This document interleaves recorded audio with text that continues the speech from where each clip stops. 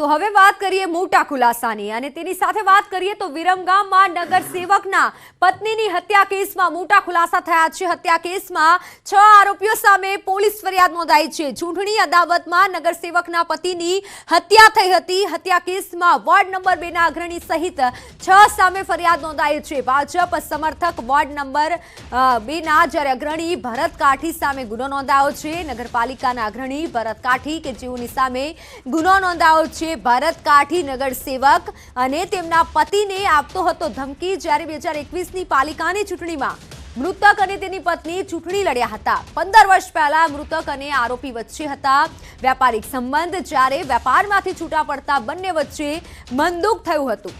અપક્ષ તરીકે ચૂંટાયા બાદ બંને વચ્ચે વેર બંધાયું હતું। ધમકી બાદ ગઈકાલે નગરસેવકના પતિની હત્યા થઈ છે। અપક્ષ કોર્પોરેટરના પતિ હર્ષદ ગામોતની હત્યા થઈ હતી। મૃતક હર્ષદભાઈના પત્ની અપક્ષ કોર્પોરેટર છે। ભાજપને ટેકો જાહેર કરેલો છે।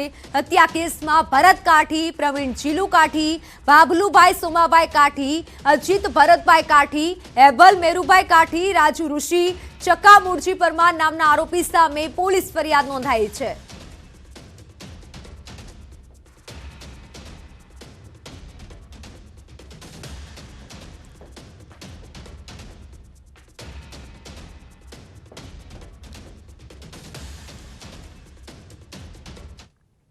તો હવે વાત અંધશ્રદ્ધામાં બલીની।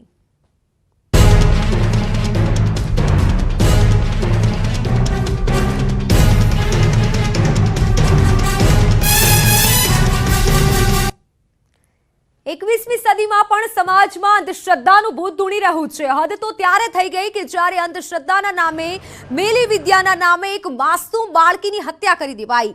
આધુનિક યુગમાં પણ મેલી વિદ્યાના નામે એક બાળકનું માથું વાઢી બલિ ચડાવાય છે। સંઘ પ્રદેશ દાદરા નગર હવેલીના સાયલીમાં બાળકની બલિ ચડાવવા મામલે ચોંકાવનારા ખુલાસા થયા છે। 3 આરોપીઓની પૂછપરછમાં ખુલાસો થયો છે કે તેમણે પૈસાનો વરસાદ કરવા, શક્તિશાળી બનાવવા બાળકની બલિ ચડાવી હત્યા કરી હતી।